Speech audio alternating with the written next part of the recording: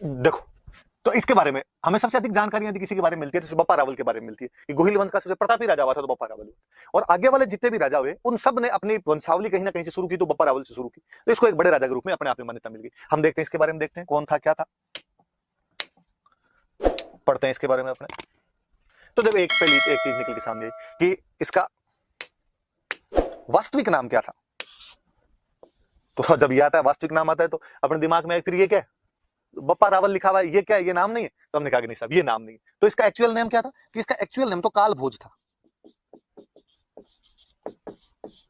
काल भोज नाम था इसका।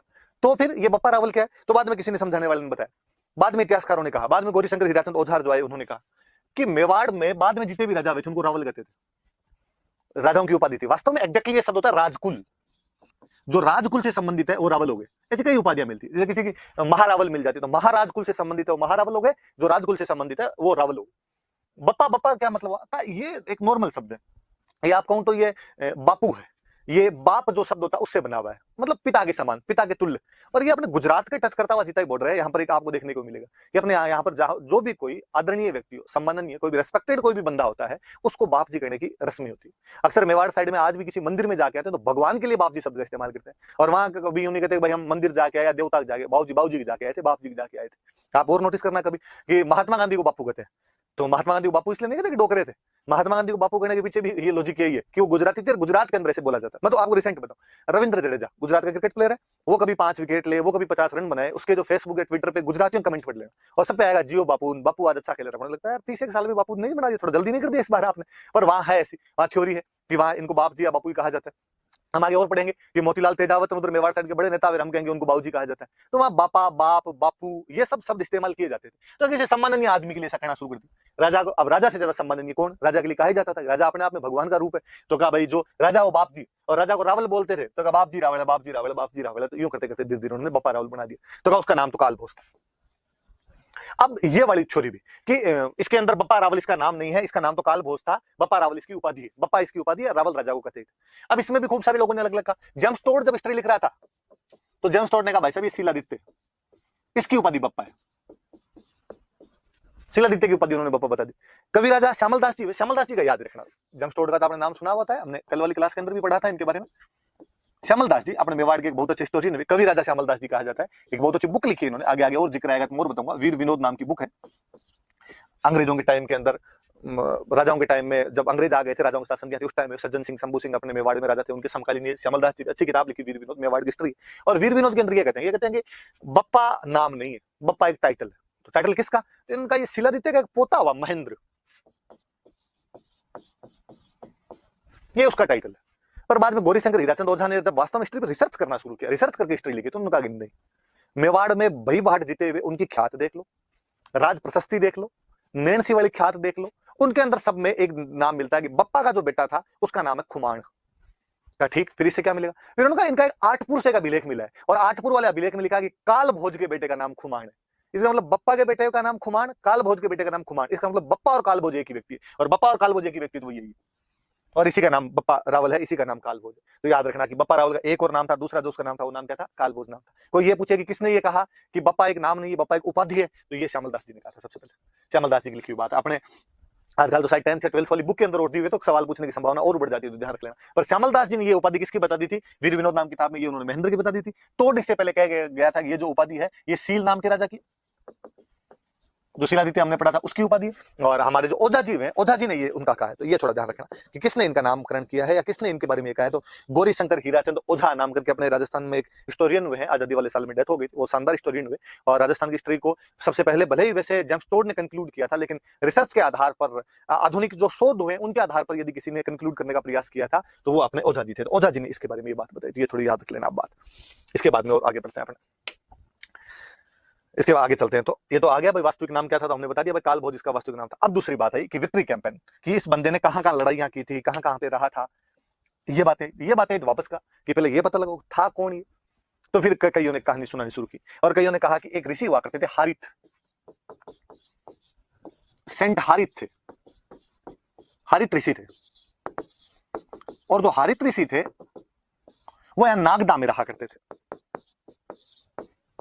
उदयपुर के अंदर एक नागदा नाम की जगह है, और वो नागदा के अंदर रहा करते थे। और ऐसा कहा गया कि बापा रावल जो था वो उनकी गाय चराया करता था। हरित ऋषि जो थे वो महादेव जी के भक्त थे, और बापा रावल उनके वहां पे रहता था, वो गाय वाय रखते होंगे तो उनकी गाय चराया करता था।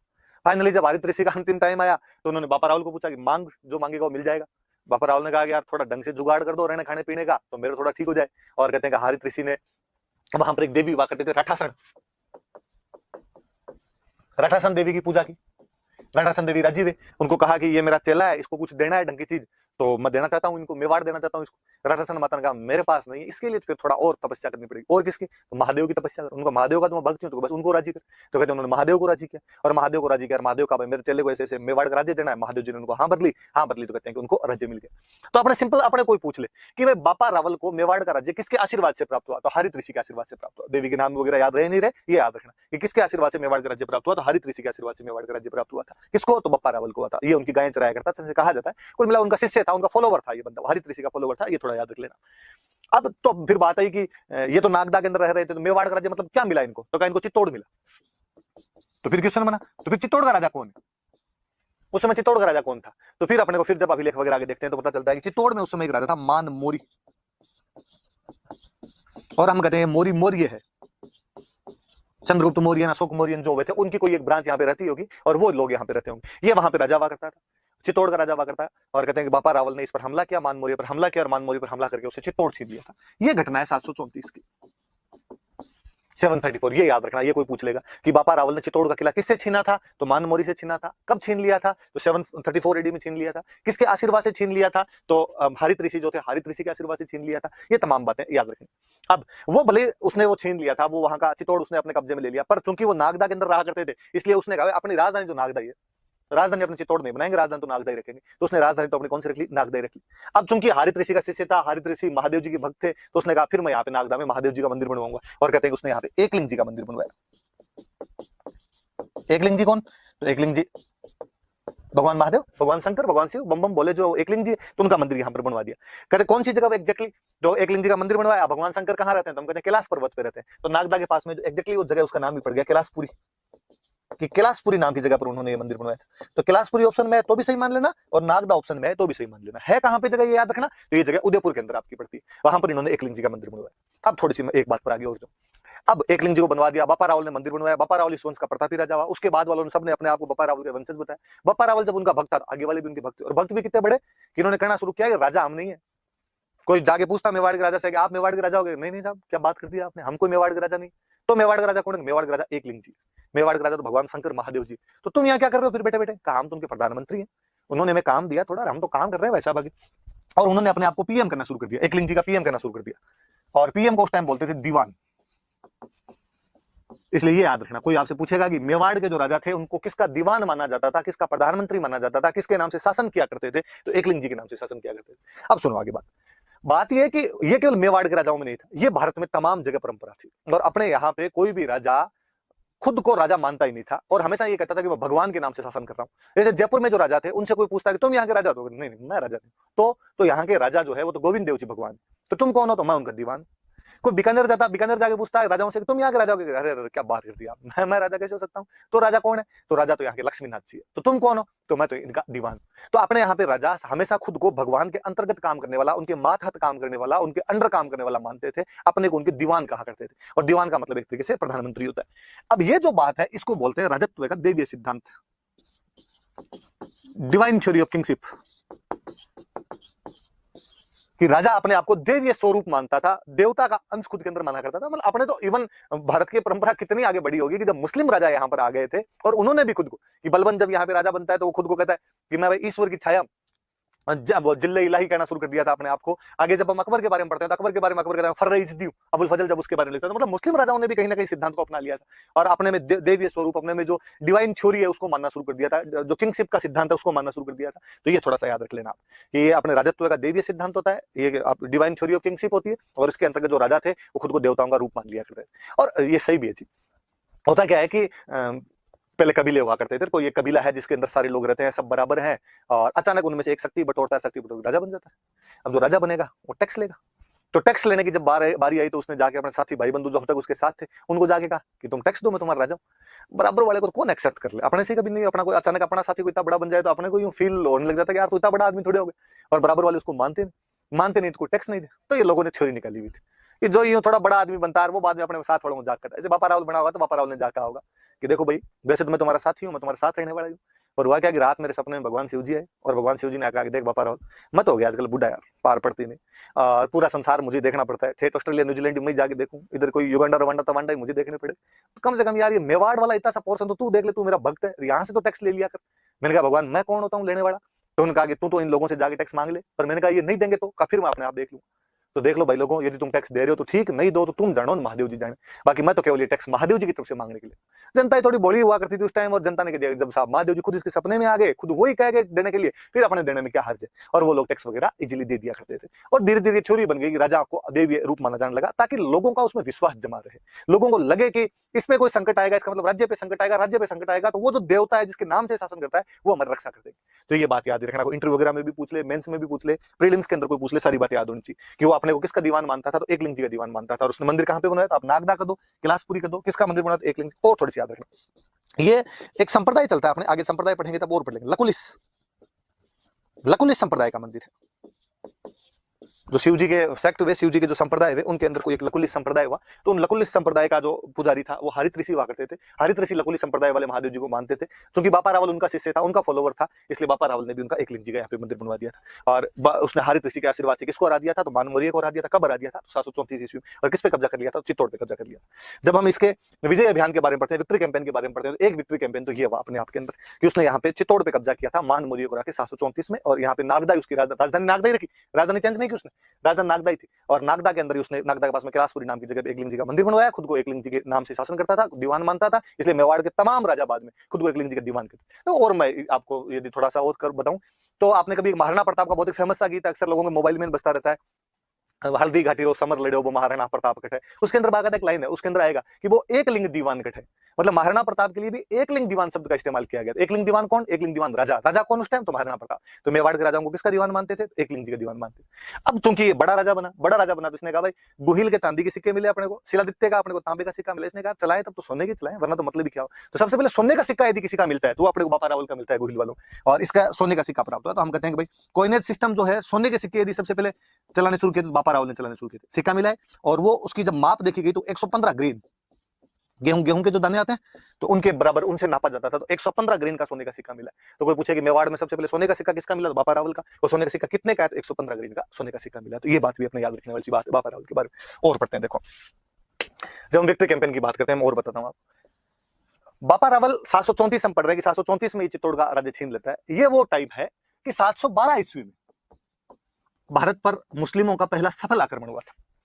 हालांकि उधर से अरबों ने अटैक बहुत पहले करने शुरू कर दिए थे, लेकिन यदि मुस्लिम भारत में पहली बार सफल हुए थे तो 712 के अंदर हुए थे। मोहम्मद बिन कासिम नाम का एक अरब कमांडर होता है और वो अपने सिंध पे कब्जा कर लेता है। तो एक बड़ी सोचने वाली सी बात है, आप कभी ध्यान भी देना कि 712 में मुस्लिमों ने भारत में पहली टेरिटरी पर अपना कब्जा कर लिया था। वो टेरिटरी कौन सी है, वो टेरिटरी सिंध पर कब्जा कर लिया। कब कर लिया, तो 712 में कब्जा कर लिया। पर हमें कोई पूछे, तीसरी क्लास में पढ़ते हैं कि मुस्लिमों का भारत पर कब्जा कब हुआ, तब हम कहते हैं साहब कब्जा हुआ उनका 1192 1192 जब तराइन का सेकंड युद्ध हुआ था, सेकंड बैटल ऑफ टेरिन हुआ था मोहम्मद गोरी और पृथ्वीराज चौहान के बीच में। उसमें मोहम्मद गोरी जीत गया और जीतने के बाद में वो कुतुबुद्दीन ऐबक को यहाँ पे छोड़ के गया। कुतुबुद्दीन ऐबक यहाँ पर भारत में मुस्लिम शासन की नींव रखता है, वो यहाँ पे मुस्लिम शासन शुरू करता है। इसका मतलब पहली जीत है 712, पर दिल्ली को जीतने में 1192 में आ गया, 480 साल। तो आपको क्या लगता है कि 712 से लेकर 1192 के बीच में अन्य हमले नहीं हुए थे? हुए थे, हर दिन हमला हुआ है, हर समय हमलों के अंदर रहा होगा राजस्थान, भारत हमलों के अंदर रहा होगा। तो फिर ये बीच के जो 500 साल है इसके अंदर वो हमले रोके किसने? 7वीं क्लास के एनसीईआरटी में बहुत अच्छा चैप्टर है और उसके अंदर ये सेम लाइन लिखी हुई जो मैं आपसे पूछ रहा हूं कि 712 ईस्वी में जब मोहम्मद बिन कासिम ने सिंध पर अधिकार करके भारत में मुस्लिम शासन की नींव रख दी थी, तो मुस्लिमों को अपना शासन पूर्णतः स्थापित करने में 1192 तक का समय लग गया, जब उत्तरायण के दूसरे युद्ध में पृथ्वीराज चौहान को हराकर मोहम्मद गोरी यहाँ पर शासन स्थापित करवाता है कुतुबुद्दीन ऐबक के माध्यम से।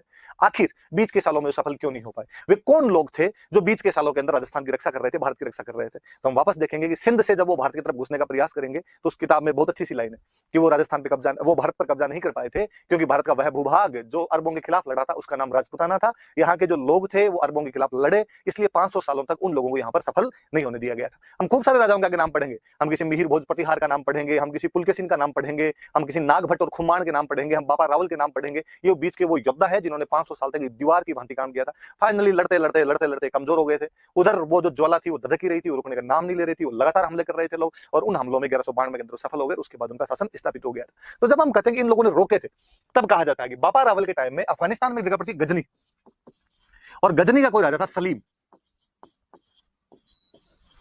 गजनी का सलीम नाम का राजा था। सलीम ने अपनी सेना भेजी कि जाओ और भारत को जीत के आओ यहाँ पर। जब सलीम की सेना यहाँ पे आई तो बाबा रावल ने भाई साहब उनको यहाँ से वापस मारना शुरू किया, और यहाँ से इनको भगाते भगाते वापस गजनी तक लेके गए। तो कोई पूछे कि मुस्लिम सेना को हराते हुए गजनी तक कौन चला गया था, तो बाबा रावल ही चला गया था। वहां जाके सलीम को हटाता है, खुद के भांजे को वहां का राजा बनाता है। तो याद रखना, देखो अपने राजस्थान का एक राजा ठेठ अफगानिस्तान तक का एरिया जीत के आ गया था। और अपने जो किंवदंतियां, जनश्रुतियां, जो फोकलोर है, वो तो ये कहती है कि उसने आगे ईरान का इलाका, तुर्कमेनिस्तान का इलाका, खुरासान का इलाका, वो सारे इलाके भी उसने जीत लिए थे, और वहां पर उसने अपने अपने साम्राज्य स्थापित करवाए थे। वो बात तो होने के ऊपर ये अपने पास हिस्टोरिकल एविडेंस है कि गजनी तक गया था, गजनी के राजा सलीम को हटा देता है और वहां पर अपने भांजे को राजा बना देता है। और बड़ी जोरदार सी बात, अपने कहते हैं कि जब वो जा रहा था तो बीच के अंदर एक जगह पे रुका था, उसकी सेना कुछ दिन तक वहां पे पड़ी रही, कुछ दिन तक कैंप रहा, उसकी आर्मी का कैंप रहा, तो बाद में उस कैंप से आगे चला गया। पर अब चूंकि राजा को रावल बोलते थे, जब कैंप वहां पे पड़ा रहा तो अब सेना को कोई खाना पीना भी चाहिए, सेना को और चीजों की भी आवश्यकता होती है। तो आसपास में दुकानें उकानें खुल गई, धीरे धीरे लोग वहां पे बसने लगे, तो गांव बन गया। पंजाबी भाषा में पाकिस्तान, अफगानिस्तान की तरफ गया तो पाकिस्तान से होके गए, पाकिस्तान में पंजाब वाले इलाके से होके गए। पंजाबी भाषा में गांव को बोलते हैं पिंड। तो किसी ने कहा ये पिंड किसका, तो कहा ये पिंड वो जहां पे रावल रुका था। तो रावल दा पिंड, रावल दा पिंड, रावल दा पिंड करते करते रावलपिंडी हो गया। आज भी पाकिस्तान के अंदर एक शहर है रावलपिंडी, उस रावलपिंडी शहर का नाम अपने बापा रावल के नाम पर। और आपको रावलपिंडी यूं याद नहीं है तो शोएब अख्तर याद, रावलपिंडी एक्सप्रेस ही कहा जाता था। तो अब याद रखना, इस बार शोएब अख्तर जब भी दिखे आपको टीवी पे, आप मन के अंदर सोचना इसका जो गांव है, इस गांव का नाम अपने बापा रावल के नाम पे पड़ा था, रावल दा पिंड, इसलिए उसका नाम क्या पड़ गया था, धीरे धीरे रावलपिंडी पड़ गया था। हराते हुए कहां तक चला गया था, गजनी तक चला गया था। अब अपने इतिहासकार हुए मराठी इतिहासकार, अपने सीवी वैद्य, चिंतामणि विनायक वैद्य नाम करके इतिहासकार हुए। और वो चिंतामणि विनायक वैद्य जो है वो कहते हैं, वो उन्होंने कहा कि फ्रांस में एक सेनापति हुआ था चार्ल्स मार्टेल। जिस प्रकार फ्रेंच कमांडर चार्ल्स मार्टेल ने यूरोप में सबसे पहले मुस्लिम सेनाओं को हराना शुरू किया था, कि उस समय मुस्लिम आर्मी दोनों तरफ, उधर इधर एशिया में भी लगातार बढ़ती जा रही थी, यूरोप में बढ़ती जा रही थी। एक तो समय था, पीक था, उमैयद खिलाफत जब हुआ करती थी, स्पेन तक का इलाका इन लोगों ने जीत लिया था। पर पहली डिफीट यदि किसी ने दी थी इनको, तो चार्ल्स मार्टेल ने दी थी। कि जिस प्रकार यूरोप में चार्ल्स मार्टेल ने इनको हराया था, उसी प्रकार भारत में यदि किसी ने हराना शुरू किया तो बप्पा रावल ने हराना शुरू किया। इसलिए बप्पा रावल की तुलना यदि किसी बंदे से की जाती है तो चार्ल्स मार्टेल से की जाती है। ये तुलना कौन करता है, तो सीवी वैद्य नाम करके इतिहासकार में, चिंतामणि विनायक वैद्य नाम करके इतिहासकार है, उन्होंने ऐसी अपनी तुलनाएं की। और वो कहते हैं कि साहब बप्पा रावल का जो शौर्य था, उसका जो पराक्रम था, उसकी जो वेलर था, उसके आगे जो अरब आक्रमण था, उसका जो जवार भाटा, समुद्र में से जवार भाटा आता है, पानी को ऊपर नीचे कर देता है, जिस जनजीवन को अपने असामान्य कर दिया था अरबों ने, उसको चूर चूर करने वाला कोई आदमी था, उस जवार भाटे को दबाने वाला कोई बंदा था, तो वो बंदा कौन था, बप्पा रावल। तो इतना बड़ा योद्धा अपने हुआ है, तो अपने याद रखने वाली सी बात है। तो याद तो दो अभियान एक तरीके से जब हम विक्ट्री कैंपेन कर रहे हैं, तो चित्तौड़ जीतना, मान मोदी को हराकर, और एक आपकी गजनी जीतना, सलीम को हटाकर अपने भांजे को राजा बना के ना रावलपिंडी का नामकरण करना, और सीवी वैद्य द्वारा उसकी तुलना किसके साथ में, चार्ल्स मार्टेल। चार्ल्स मार्टेल कौन है, एक फ्रेंच कमांडर है, जिसने जिस प्रकार बप्पा रावल ने अपने यहाँ पर हराया था, उसी प्रकार मुस्लिम आर्मी को यूरोप में कोई हराता, तो कौन हराता है, चार्ल्स मार्टेल हराता है। चलो इसके बाद आगे बढ़ते हैं। अपने आगे अपने जाए तो फिर लिखा, ये दोनों बातें मैंने बताई दी आपको, मैंने राजधानी की भी बात बता दी और मैंने मुद्रा प्रणाली की भी बात बता दी। मैंने बता दिया राजधानी उसने अपनी नागदाई रखी थी, मुद्रा प्रणाली मैंने बता ही दिया कि इसने सोने का सिक्का चलाया था, और सोने का सिक्का कितने ग्रेन का था, 115 ग्रेन का सोने का सिक्का था। ये थोड़ा सा याद रख लेना, ये बात कोई बताने वाली है नहीं। नागदा के निर्माण कार्य मैंने बता दी। फिर आगे आगे बढ़ते हैं, इससे आगे बढ़ते हैं। तो आगे लिखा हुआ है टाइटल्स, उपाधियां। जब भी कोई बड़ा राजा होगा तो अपने आप में उपाधियां ग्रहण करेगा। 3 उपाधियां मिलती है अपने को बड़ी बड़ी सी। एक उपाधि इसकी मिलती है हिंदू सूर्य, एक उपाधि अपने को इसकी मिलती है राजगुरु, एक उपाधि अपने को इसकी मिलती है चकवे। फिर आएगा इनका मतलब क्या है, हिंदू सूर्य का, राजगुरु का, चकवे का मतलब। हिंदू सूर्य तो सामान्य सी बात कि मुस्लिम आक्रमण हो रहे थे और यदि वो सफल हो जाते तो तुम्हारे अंधकार ही अंधकार हो जाता। वो तो मैं हूं जिसने हिंदुओं को बचाया है, उस अंधकार से बचाया। मैं हिंदुओं का सूरज हूं। जिस प्रकार सूरज अंधकार को समाप्त कर देता है, जैसे मैंने जो मुस्लिम आक्रमण हुए थे उनको समाप्त कर दिया, हिंदुओं की रक्षा की। तो हिंदुओं की रक्षा करने की वजह से उपाधि क्या होगी, हिंदू सूर्य। और आगे आप देखो कि मेवाड़ में जितने राजा हुए उनको हिंदू सूर्य कहा गया। और थोड़ा सा हमने राजस्थान टच देता हुआ अपना शब्द बनाया, हमने कहा हिंदुआ सूरज। तो हिंदुआ सूरज की उपाधि किसकी थी, तो मेवाड़ के राजाओं की थी। मेवाड़ के राजाओं में सबसे पहले किसने धारण की थी, तो बप्पा रावल। अब उसने जब वो हरा गया तो उसने कहा मैं राजगुरु, मैं सब राजाओं का गुरु, किसी कोचिंग चाहिए कैसे रहने हो तो मेरे पास आके कोचिंग कर लेना। चकवे, ये वास्तव में अपने हिंदी का एक शब्द होता है, इसका मतलब होता है चक्रवर्ती। चक्रवर्ती का मतलब क्या, चक्रवर्ती का मतलब इसने चारों दिशाएं जीत ली। तो चारों दिशाओं में जाके जीत के आ जाता था, उसको अपने बोलते थे चक्रवर्ती। सारी डायमेंशन जो जीत ली, अपने आसपास में सबको हरा दिया, उनको चक्रवर्ती कहते हैं। चक्रवर्ती सम्राट है भाई ये तो। और चक्रवर्ती सम्राट होते पहले बसों में घेन करवाया करते थे। वो चक्रवर्ती का अपने जब अपना वर्जन बनाया था, हमने उसका वर्जन बना दिया अपना चक्र। तो 3 उपाधि याद रख लेना। अब वो चारों तरफ जीत रहा है, चित्तौड़ अपने पास वाला जीत रहा है, ठेठ गजनी तक जाके जीत कर। मैंने कहा कि उदंतियां तो कहती है कि उसने ईरान, इस्फहान और खुरासान तक का इलाका जीत लिया था, इससे बड़ा तो चारों तरफ का क्या ही जीतेगा। तो उसकी उपाधि क्या हो गई? चक्रवी उपाधि हो गई थी, राजगुरु हो गई थी, हिंदू सूरी हो गई थी। तो बापा रावल के बारे में